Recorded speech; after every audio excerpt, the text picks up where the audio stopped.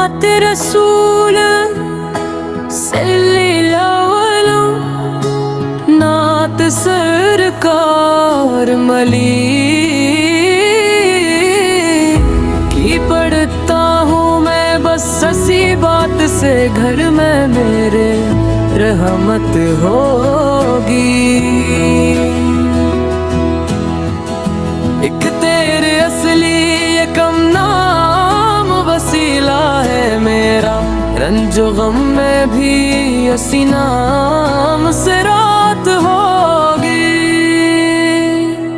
ये सुना है कि बहुत कब्र अंधेरी होगी, कब्र का खौफ ना रखना है अलवा। सरकार मिली एम के चेहरे की जियारत होगी, कभी नहीं कभी मिला कभी वहीला।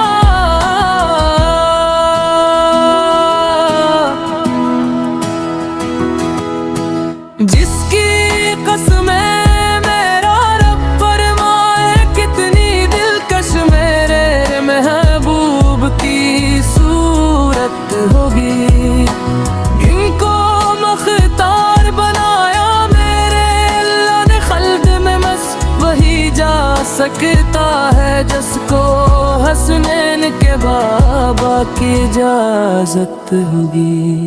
हश्र का दिन भी अजब देखने वाला होगा, जुल्फ लहराते वो जब आएंगे फिर क़यामत पे वे क़यामत होगी। मेरा दामन तो गुनाहों से भरा है, तौफ़ीक़ सहारा है कि मैं तेरा हूँ हसी निस्बत से सर हश्र शफ़ाअत होगी।